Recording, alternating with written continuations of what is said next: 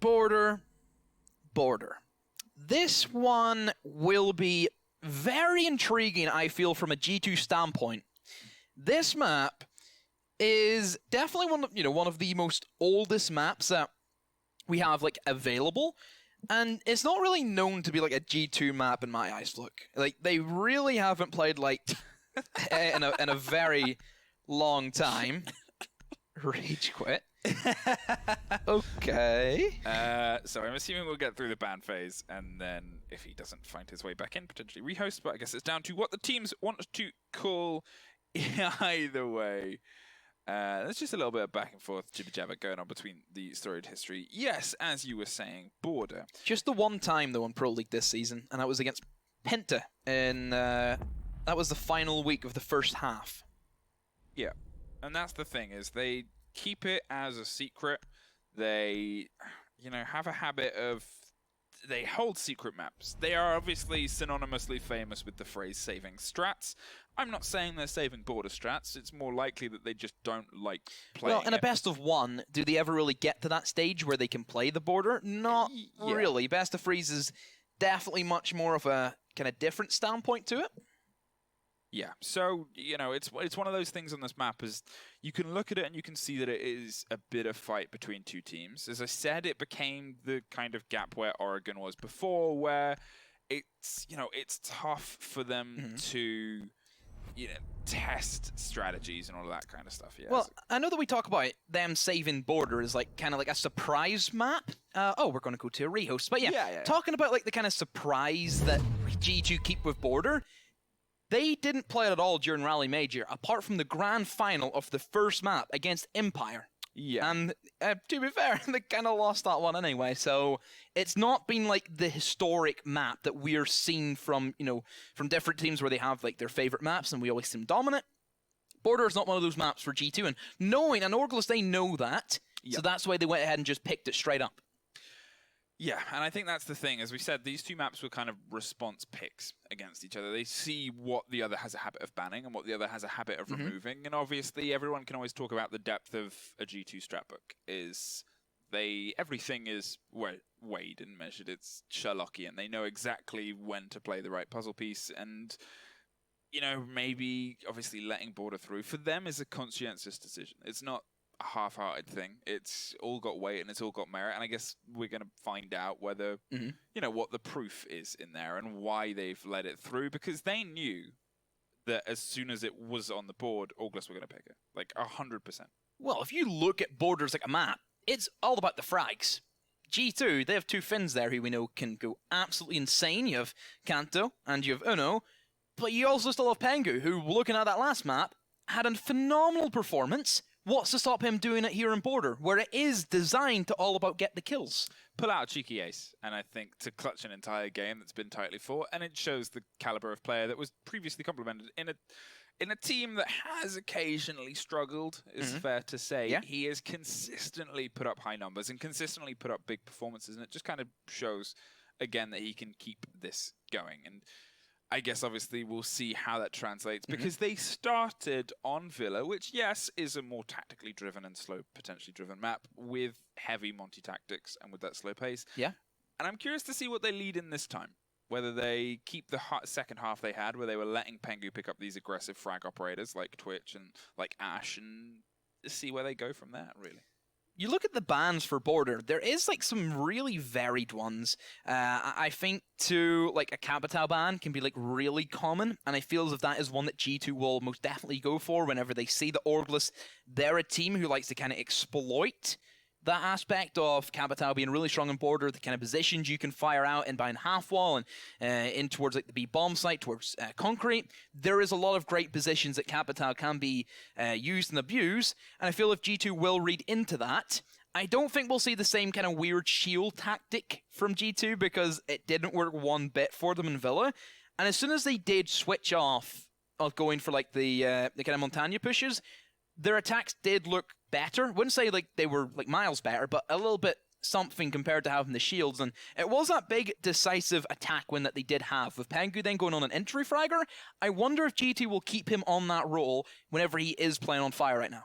It's also worth pointing out that Uno was a bit slow to fire in He the was. previous map. In the early rounds, he didn't really get any ground at all, and then suddenly he started to light up and started to kind of find his feet in the map. And, you know, when you have a player like that that's kind of underperforming, and you realize that that's kind of a bit of a weak link, because, yes, Goga was covering the flanks, but he was getting frags whilst doing it. We had, you know, Pengu was leading a charge as a Monty, but he was still getting the ground, and Fabian was doing Fabian things and getting multiple kills being an in Emperor. multiple different rounds and being the Emperor.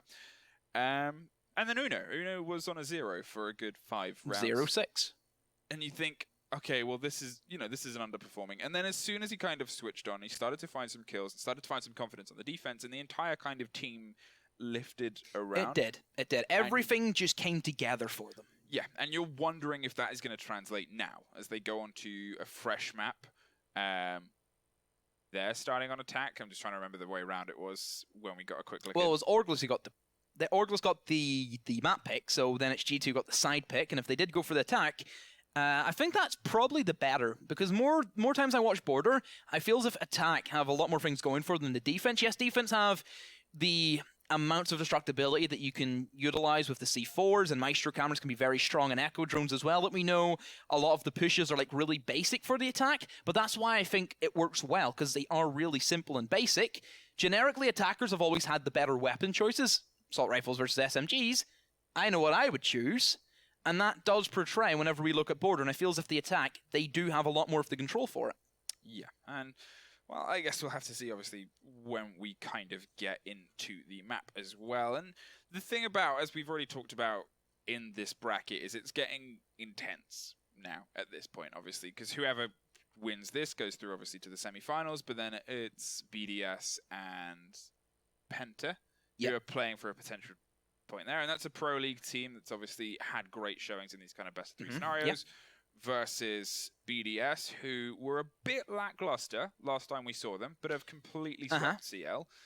And then that's what these teams are now looking at. So even if G2 or OrgLess, whoever pulls ahead in this game, they've still got a very tough game ahead. Like, I still feel everybody is kind of eyeing up the G2 BDS rematch from DreamHack Montreal. Chat is always so great in that game. It's never toxic. I don't know, it's just like the way the kind of bracket works out, it's set up for some really nice matches, I feel, across the board. It's not as if we have like repetitive stuff. It's not as if we're having like Forge versus BDS, which would be a bit of a shame to see them going at it.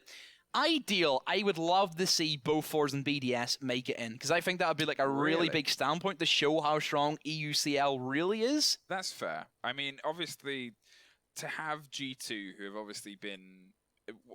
What was the last time they played a qualifier? Was it 2017? 2017 for Invitational. 2017 for Invitational. And then from then on, And they didn't even make it then as well. They didn't get that, so... Yeah, and then from that point, they've never had to play a qualifier again until this. Yes. And then for the idea of them not to be able to make it through, it kind of exemplifies how good EU is, really. It's the stack I know region. we're a little bit biased.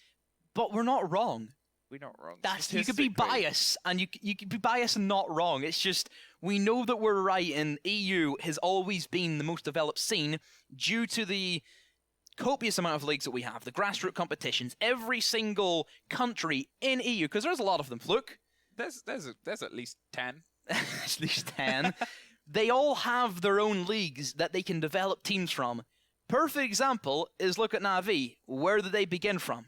I believe a little old league called Prem. ESL UK Prem. Yep.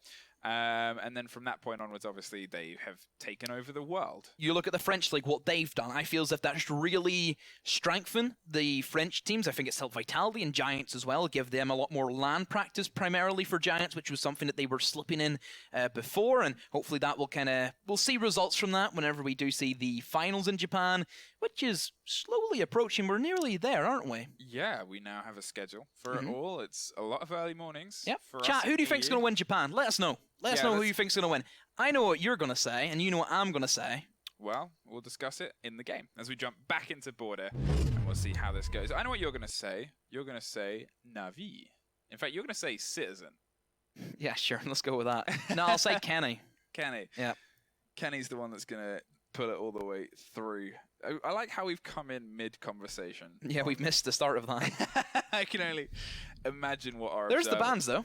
Yeah, the bans are already through. The bans are done. They passed it through previously. Nomad, Capital, Echo, Mira. Echo from G2, I think, is a very wise ban. Not only is it a good ban to bring to border, but OrgLess were using it very well. They consistently had that as a big problem, even when the IQ was a consistent pick in the hands of Goga. They would still get the Echo drone in point. They would still get it in a position where they were able to just read all the information, read the rotations, and pull back rounds. And, you know, as I said, it is fantastic on this map. It is such a big, big operator to play. There's a lot of little places you can put those drones, but in the hands of OrgLess, apparently it is a superstar. I'm really surprised that OrgLess themselves banned the Capital, because that is really strange from a team who are great with that specific operator. I suppose they're probably fearing that they do start in defense first, and if you give G2 that kind of opening to build up momentum, and they felt the full wrath of that on Villa. G2 started feeling the groove, they had that momentum behind them, and a team like G2 who are feeling themselves so well in their play style, it can be something that nobody can stop. That momentum that they have, we've seen that from them way back at the Invitational 2018. Look at the sweep that they did against EG. That was a perfect example of whenever G2 are vibing, oh, they vibe so well. Suppressor, LMG. Huh. Alrighty. Let's see how that comes together. It's like when you occasionally, I can't remember what player it is in NA plays Holo LMG. Holographic. I've seen Red Dot LMG. Wow. I tried it out and it wasn't that bad. The thing is, red dots, they're not as bad as they used to be when they got the kind of fix. Oh yeah, like remember what they used to be like? God. Oh my. That was a nightmare. But Goga starting the close down against CC as Uno creeping in, and Sanook finds two, instantly taking them by surprise and really leaning into the sixth pick of surprise there, and just again locks it down, able to get complete control of CC. Not holding back on any of the aggression, and this was one of the things that we talked about before. Is Uno going to be able to keep up the level of play that he had in the second half of Villa, or is he going to stumble as he did in the first? And it seems like, well, he is not here to mess around. Quick opening and a quick dispatching of the two roamers in CC. That was a really good pick, because I do imagine that there's a Maestro camera looking down across that west balcony. That's why teams open up the wall and then slap down a Maestro camera. He can just bide by that, and he simply did.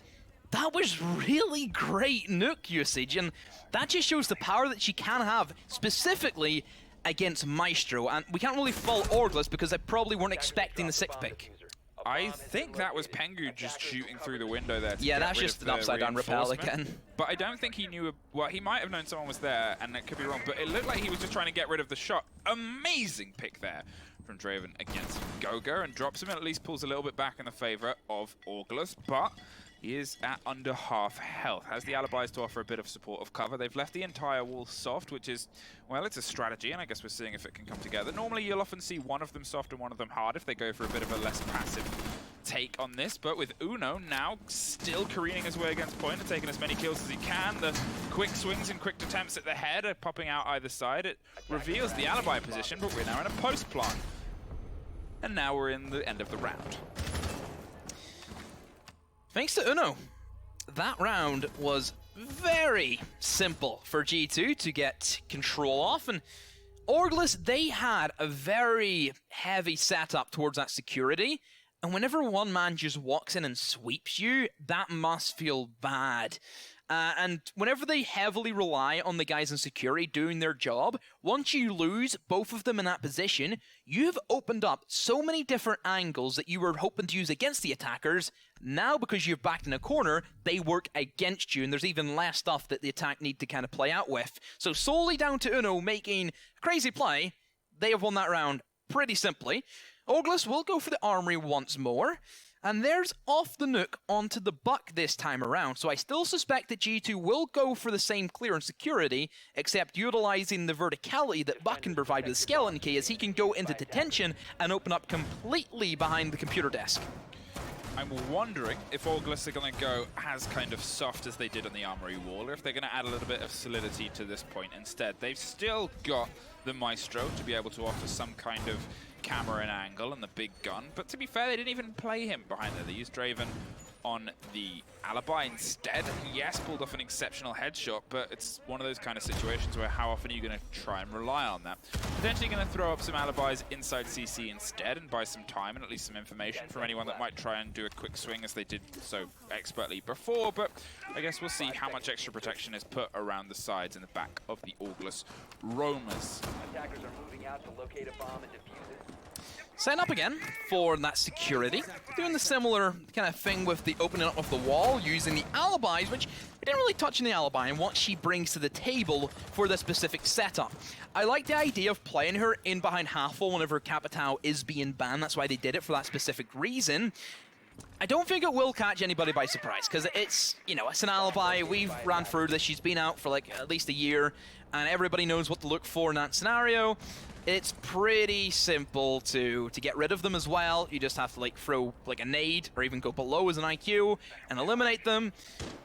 It's nice though to have the MX4 Storm and have a free speed in an aggressive position, because that could also help them out in the long run. I don't know, I just feel as if they should have went just reinforce the wall and just bandit trick is probably the safer option.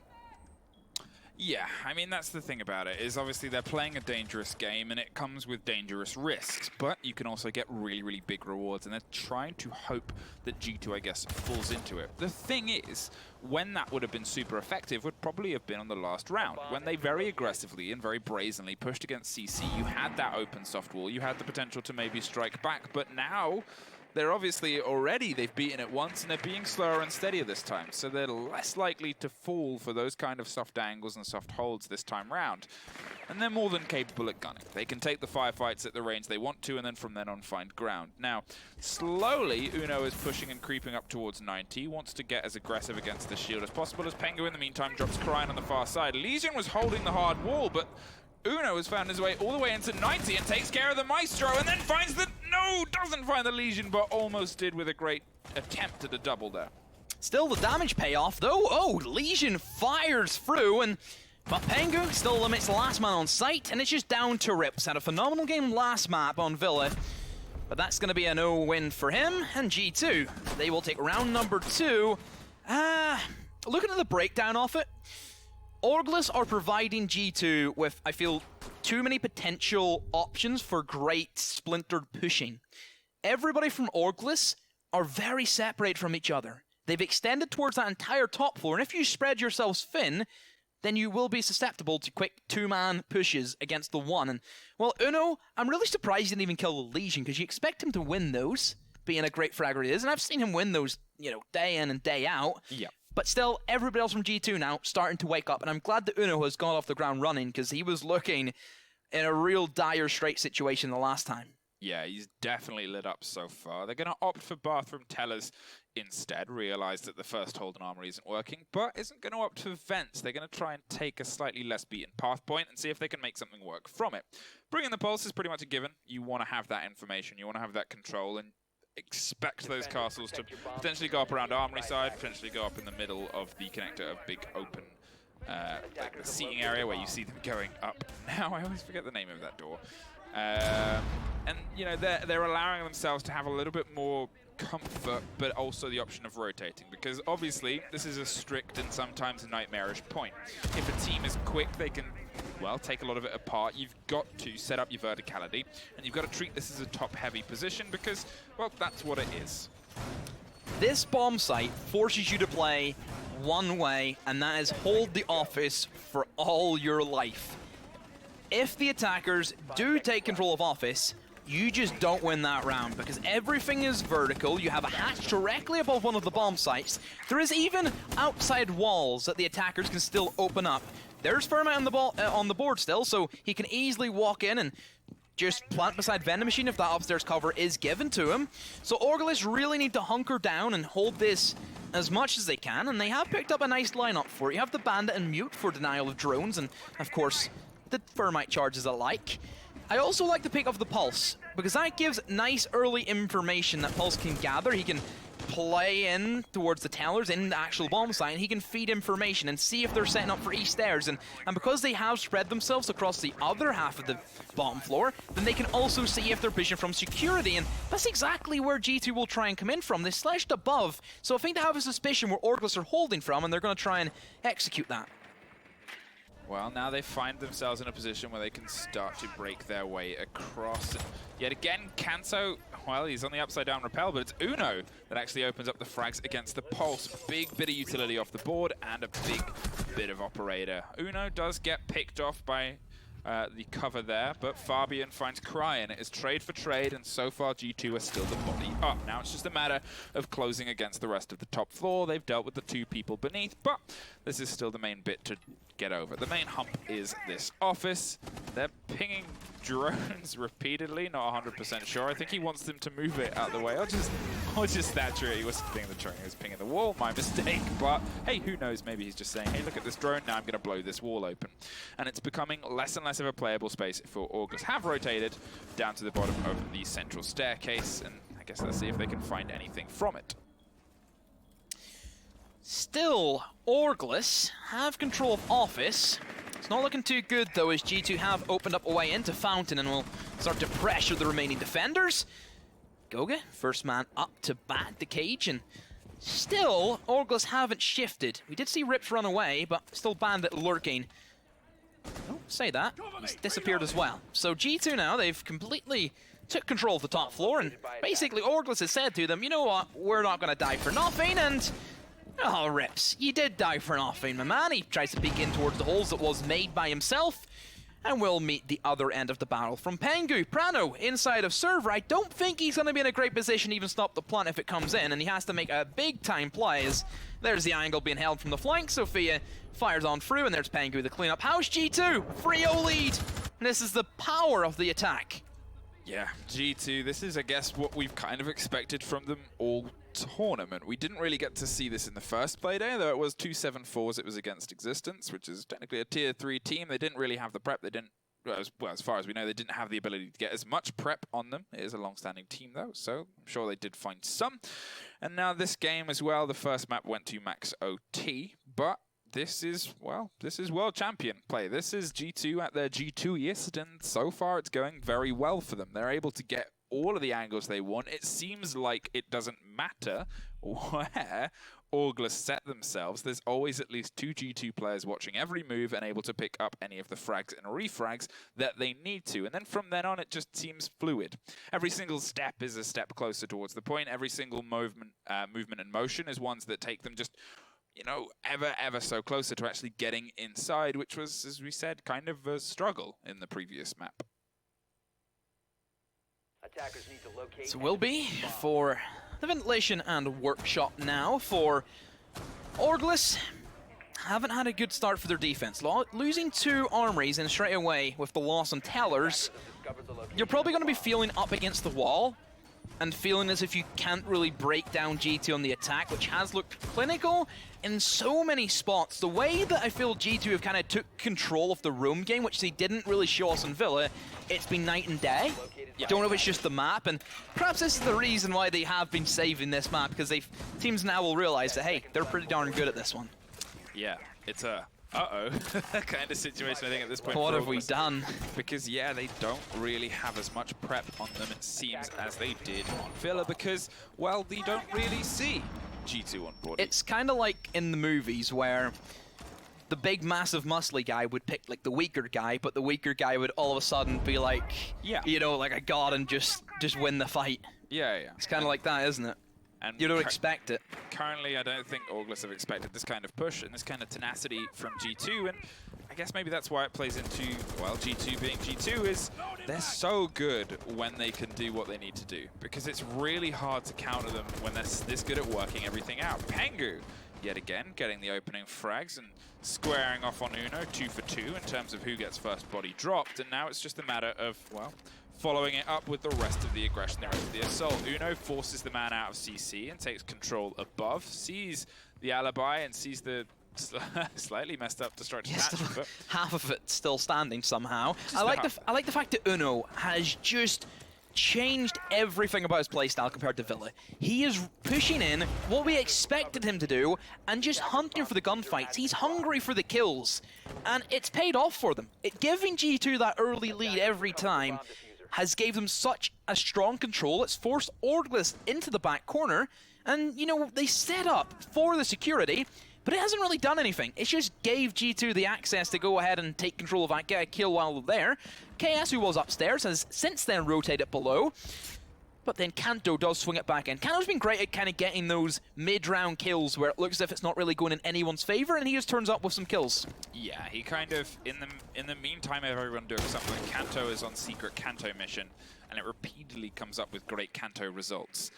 Now, they're trying to get this buck in above the point and open up as much of the floor as possible, just to see if they can find one more body, hopefully, well, 2 or 3 if they can, but as much to make it a little bit more comfortable for when they swing in and make sure that there's as much ground covered and force the OrgLess players back to have to hold it from wider angles and give themselves just a little bit more of a berth for when they do swing in. The fact that they have a minute on the board just shows how quick they've been in getting the rest of the handiwork done, because at this point, it's just a matter of collapsing. And they've already done a lot of the initial fragging and killing. And with Thatcher off the board, that's not the worst loss in the world. Cryan, in the meantime, has got exceptionally aggressive with this. Crept all the way up to the supply room window. Is going to see if he can catch someone in as they swing in and try and get the plant. But he's out of shot and might even be out of earshot as well, as Fabian just sticks it, plants it, and now we're in a post-plant with full vertical under the side of G2.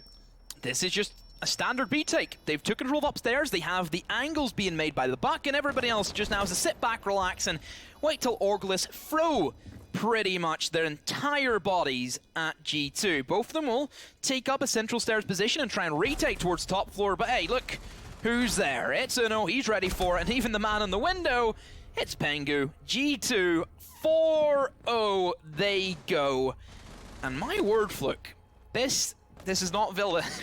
We're not in Kansas anymore. No, we are far away from that.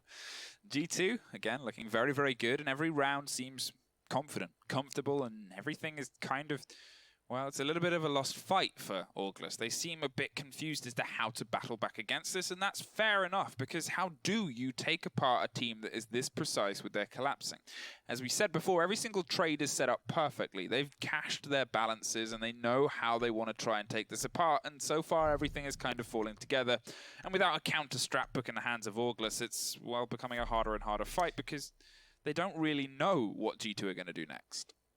Whenever you give G2 that accessibility to set up their entire strategies, the whole thing about the workshop and vents is B pushes are really simple for the attacks to kind of counteract everything the defense do, because you have that vertical control. If you have that verticality, you cannot stop the plant inside of B. The issue that OrgLess did was, as soon as they started getting pressured, they just fell right down towards that bottom floor. You then give G2 everything they were looking for, and you've seen, it was a perfect example of how easy it is for Buck to sit upstairs, make sure nobody can come in and try and kill Fabian. You had one guy holding double door, one guy supporting the man planting the diffuser, and it's game set match from there. It's just basic stuff that G2 are doing, but that then fits into the map that is Border. It's simple, it's basic, everybody has done everything in this map. There should be no surprises. And OrgLess, they should know how the B push works. Well, let's see if they can pull back some of this Armory. Now, obviously, Armory has, well, they've gone up to bat against it twice, and both times it's been a pretty clean out. They're at least being, they've changed their operators up a little bit. They've dropped the Maestro, aimed for the Valkyrie for a little bit more active information gathering, and going to use that as potentially counter But then there's an IQ being brought every single round by G2. Not the best pick. Yep, but let's see if they can at least find something out of it. They've also been consistently bringing C4s, but we're yet to see one actually hit and land, so maybe this is the chance that they get with it, doubled up with the Mozzie as well, and, well, the Alibi has been a consistent pick and point for them across this so far. They have, obviously, they've dropped the Maestro. There's no smoke on the board too. Going to try and blow out this Alibi, but no luck, as they do get actually tripped by one of the Alibi traps, and now it's just a matter of, again, they're finding their way in via east. This is similar to the second push we saw them do. It's first blood, though, for OrgLess, so they will draw their sword first off. Uno, he's gone. He was that main entry fragger that has turned up for G2 this map. And as long as they have this security control, there's not a whole lot that G2 can do in terms of pushing the bomb site. They're a little more relaxed, which I like to see from OrgLess, yet they're also not backing away from the gunfights like they previously did. I like that little bit of aggression being thrown in by Cryan, and it has taken Uno by surprise, which is like the main thing that G2 now lack, is not only like the nades, that I think he's still one more nade available to him, but it's just that sheer fragging potential of Uno. Fabian gets the wall cracked open now as they try and find a way in. Pengu yet again on sandwich upside down, trying to see if he can find something, but is concerned about the run out on that AC window, which is fair enough because it is a consistent nightmare that is hard to forget. In the meantime, OrgLess are kind of basking in the fact that they're a body up. They're generally not being over-aggressive. They're not pushing too hard, and well, a misthrown C4 is picked up, rethrown, and no bites, unfortunately, as Kanto tries to double down on the destruction we saw the Thermite do earlier and put some pressure against Mountainside. In the meantime, Pengu is actually rotated off to AC, but gets dropped. Cryin finding his double and pushing the order, at least OrgLess, closer to maybe getting one round on the board. Goga has snuck in very sneakily and found his way into the back of Fountain. Drops one as the double push comes in, but Prano finds Fabian. Goga now still deep undercover, finds another, but there is the third man. Mozzie puts down what was a pretty heroic push, but now it is all down to Kanto in a one versus, well, it's not down to Kanto anymore. No, he's just dead. No, he's just dead. So OrgLess, they do respond after a great opening hand from G2. I think that they need one more, though, to at least give them a fighting chance. Yes, we know that Border is generally a lot more attacker-sided, but it is still very up in the air. And if G2 have that momentum, they have that fire behind them, we know they're a great best-of-3 team. We know they are. They had that first-half struggle in Pro League, the amazing second-half comeback, which was just, if that comeback did happen for G2, it would have been like, what a story for them. Just two bad Navis there, you know? Too bad. Citizen. Were you singing Baker Street? I was. Nice. That's what I would imagine was going through their heads when they charged back towards the top. And then the record skipped. It was smashed by Navi. Yeah. They just pushed it off and then... Hey, but then they did take like a kind of page out of the Navi strat book, and they did that in Villa. They did, you know? They stole their strategy. 6th pick, Alibi to Alibi. Oh, is going to be the swap what a play. to take the vents point. I think this is the smarter point to take because, well, Bathroom was pretty much... They didn't try customs. They haven't tried customs, no. But I Still think, not a good bomb site. no, I think you'll see a team and they'll either have Teller's Bathroom or they'll have customs as their third point. And then they won't ever go to the other. They won't even begin to play with the idea of the other because it takes work to get that third point to work to a level you're happy with and consistent with. And even now, we're seeing a couple of different strategies employed by OrgLess when they try and get these, primary and secondary points to work. And I guess we'll see if this plan B upstairs can come to fruition because their vent holds, they just gave G2 too much space. G2 got in, they got a default plant down, and they were able to do it without even really being contested during the actual planting phase. There was no smoke canisters thrown over the shoulders, no C4s, no even bullets fired in vague directions to try and make the planter doubt the plant. And at that point, you've realized that you've given G2 too much. Too much control, too much space, and too much confidence to be able to pull this off. You've got to at least try and threaten the planter. OrgLess, how will you adapt to the great upstairs prowess that G2 applied in their last Vents attack? They have a couple of roamers, and I wonder if Uno will be the first man up to try and combat against them. So Pengu, he's been a big fan of the rappel, hasn't he? I would expect him to try and rotate towards like a window position, because that's been like his main thing going for him at the moment, but he instead is trying to look to open up with a 5.52, and that's a great gun. We've discussed this before, and well, they do know one more man is lurking inside off security, and they will try and breach in and try and eliminate the man, and the breaching charge on towards the soft wall, and now Alibi has to flee for her life, and does drop down, but there's Rips with the support, and Pengu being eliminated. Cryin as well hops on board, and 3v5 all of a sudden. G2, they've lost their entries, and they've also nearly lost Kanto in the midst of that. Yeah, they got a little bit blindsided by everything that was kind of going on there, and obviously Pengu wanted to help support the people pushing CC, but from that couldn't quite find a way to make it work. KS finds Fabian, brings it to a 5-2, and there's the 5-1 as we lose the Thatcher as well, and yet again it's just all down to Kanto with no health, but at least a body under his name. Rips gets taken out, and now it's a matter of, well, finding the diffuser, finding the point, finding 4 bodies, and getting it down. Easy, right? Not as easy as you would think. Wow. Especially with very little HP to his name. There's a breach in charge of a ghost that he once knew as a teammate.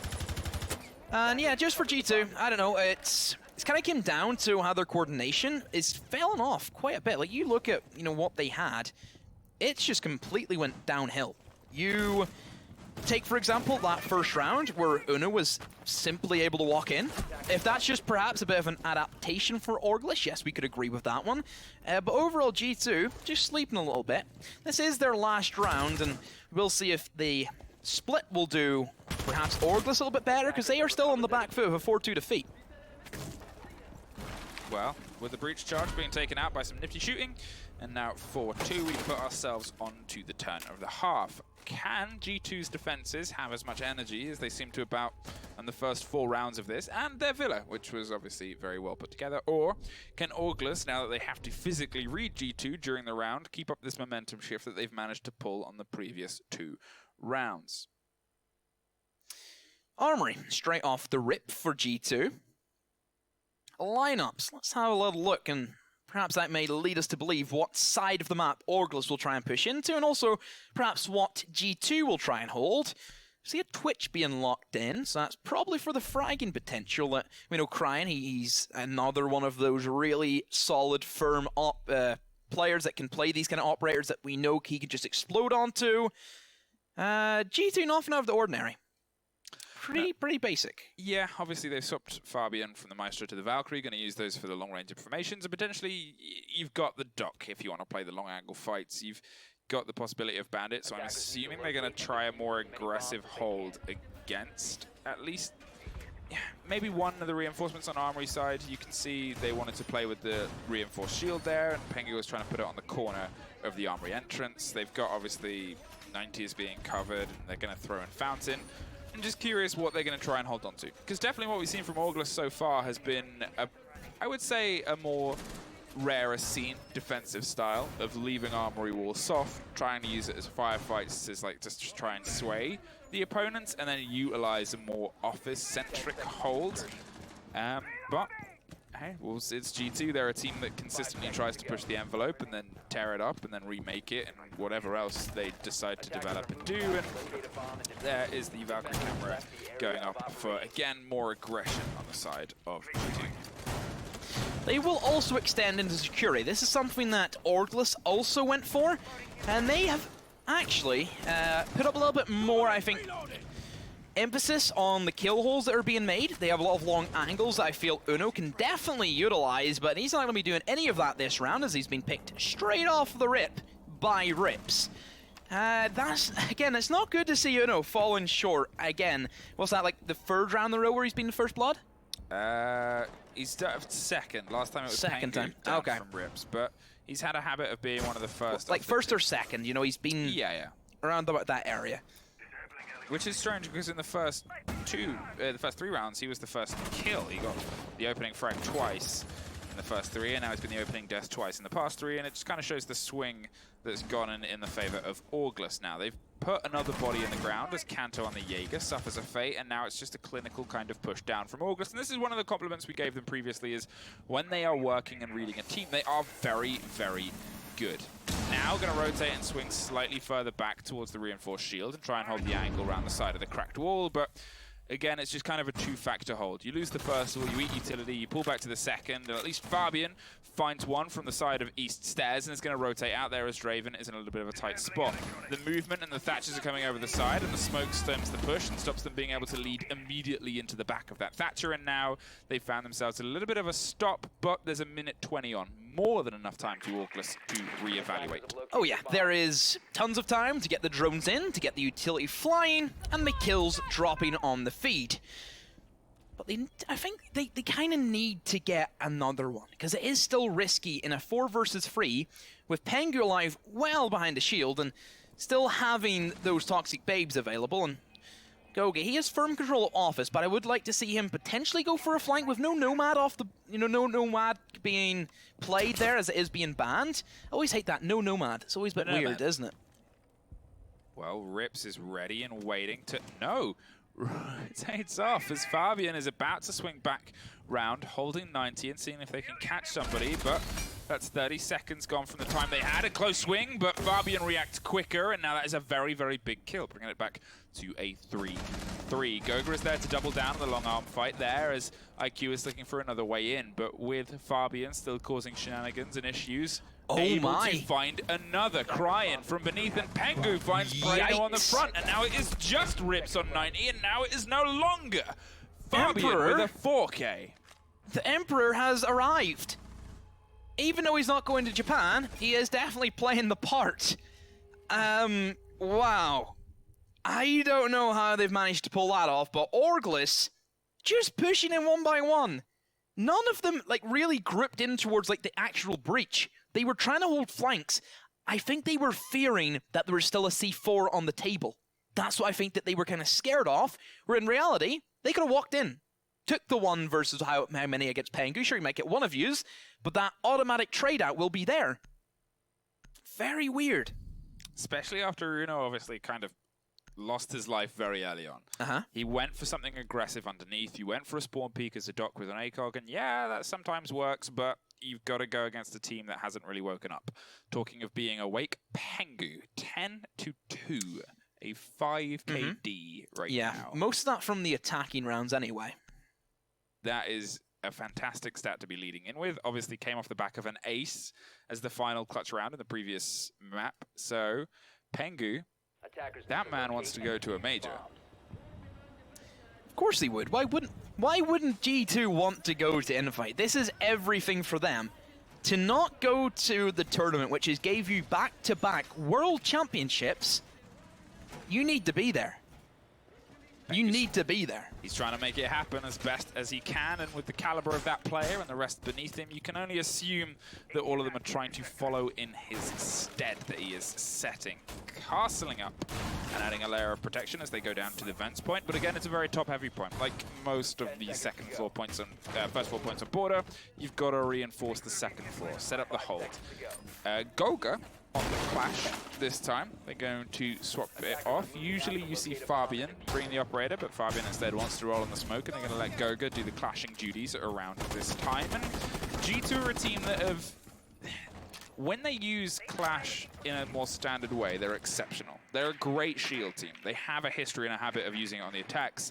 Occasionally they'll do a hold with a clash, and you look at it and you go, that's not going to work, and then it doesn't work. Yeah, that's not it, Chief. Yeah. But Goga, again, he's usually one on the team that kind of falls into the strategy. So they'll say, we'll do this, and we'll cover your shoulders, and we'll keep it normal. And I guess we'll see what they do with the clash in that terms. It's an intriguing prospect for Border, sure, but it makes sense whenever Mira's off the table, and Mira was, whenever she was first released, she completely changed the dynamic of this map, specifically with the amount of aggressive holes that you would have as a defender, and Clash can kind of provide that as well. Of course, Clash is a lot more easier to deal with. Kanto opens up with the first blood, and Cryan's off the table, and typically if G2, they get things rolling early, that massive snowball just keeps tumbling down and crashes right into the face of OrgLess.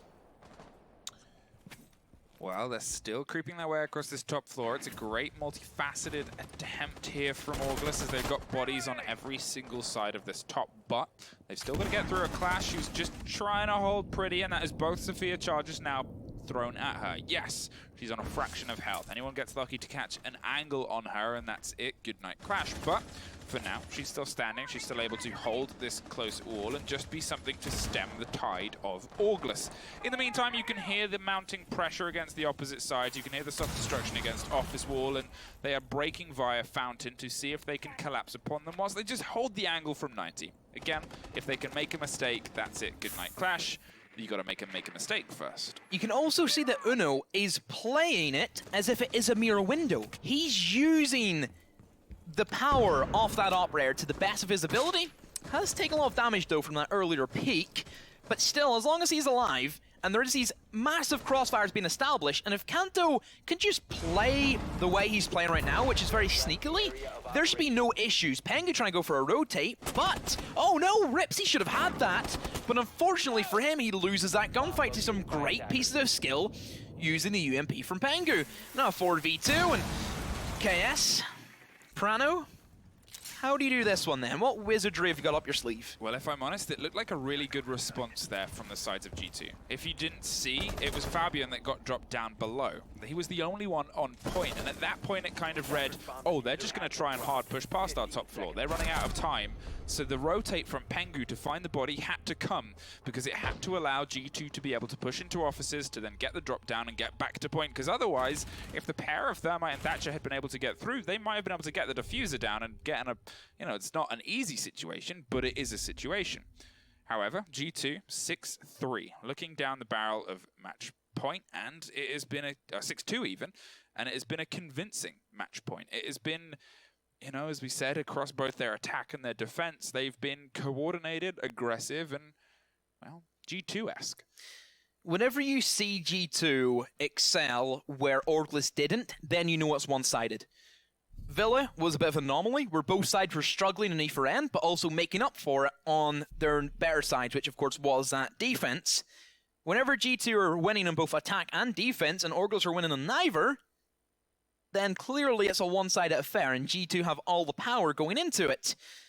I don't know, G2, they just have everything on lock. They're playing a lot better as a team, and I'm sure they should be a lot happier with this decisive win that I'm sure they're trying to wrap up quickly, but it will be the offsite, will be the bathroom and tellers for them, so neither side opting as their third bomb site pick for the customs, which is a bit strange in many circumstances over the course of what we've kind of seen so far in the tournament for Border. Bathroom and tellers hasn't really been touched upon, but, you know, it is what it is. You know, would you rather lose your left leg or your right leg?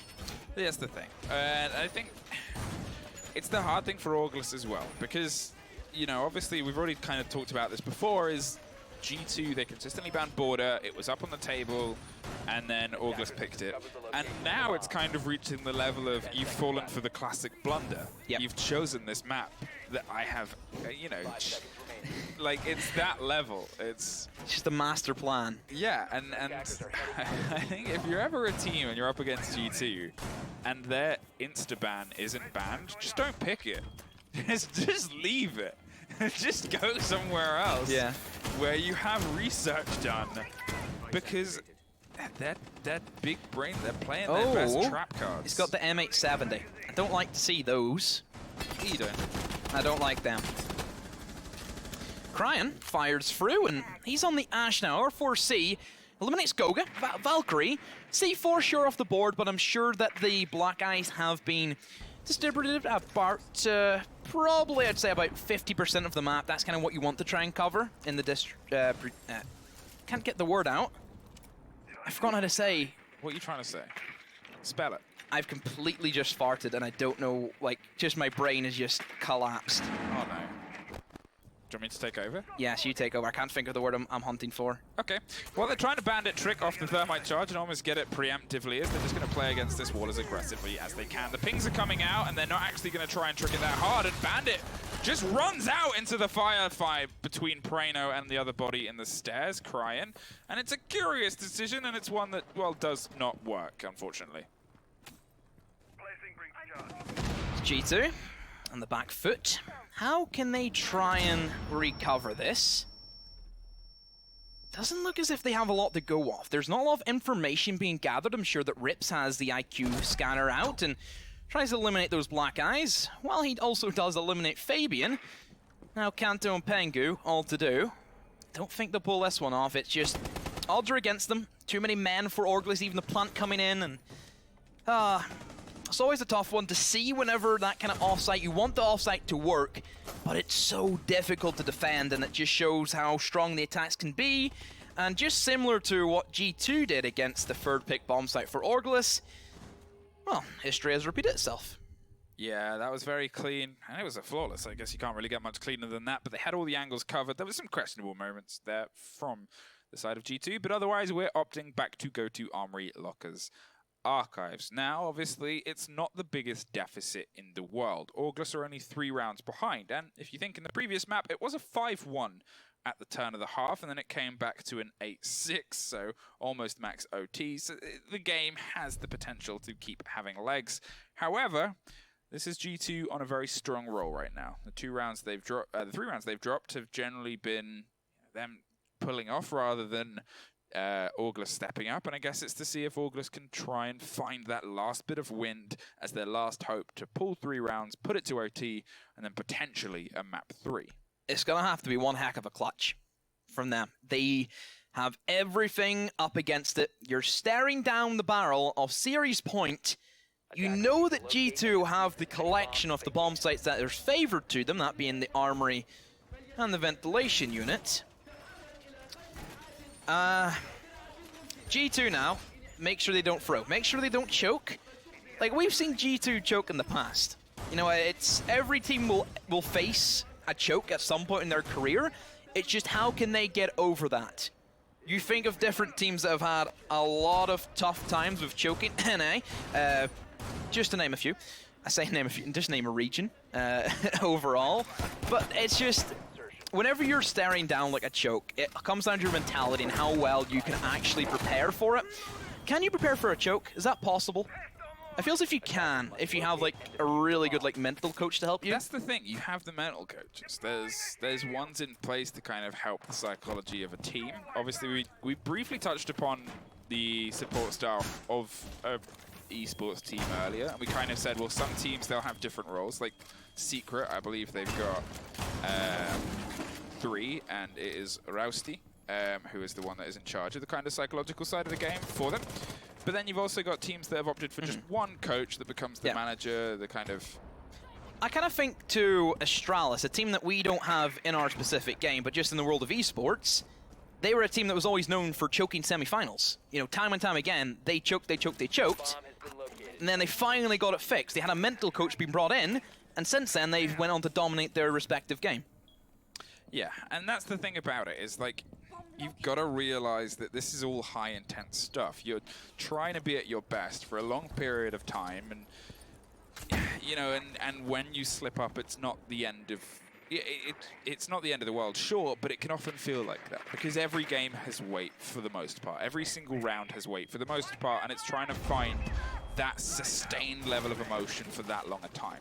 Goga and Pengu both suffer from one explosive there, a well-put grenade. Doesn't manage to drop the shield, well, the second shield, drops the first shield, but does manage to at least take the 2 players down to half health. And that is a very, very big part that could come into play a little bit later, because now sprays could be the end of it. Cryin creeps around the back of a body that is inside detention, and they might not be aware of it as they back and drift and drop. Uno, the Pulse, who popped off his C4, and Kanto at least finds one, with Fabian trying to double down. The C4 didn't actually get popped in time, and Fabian does find Draven. Now it's a 4-3 back in the favor of G2 as the thermite charge is going to go off. The impact goes up, and it doesn't quite catch it, and goes for the second, but gets caught. But Fabian is refusing to let this drop now, 3-2, and they find themselves in a little bit of a slightly better position. Yeah, wall is open though for OrgLess. It gives them a way in, but still have to go through the smoke. And Pengu, he's went for this before, where he prones right beside the breach. You never expect that. His leg is showing though, and Prano, he missed that and barely doesn't get the kill as Pengu jumps back to safety towards the half wall, and the prone comes in. Oh, and G2, they clean up, and after a very, very sweaty Villa game, that border was cool as a cucumber for G2. And G2 are the first team in EU to make it through to the semi-finals. One more game, and then if they take that, they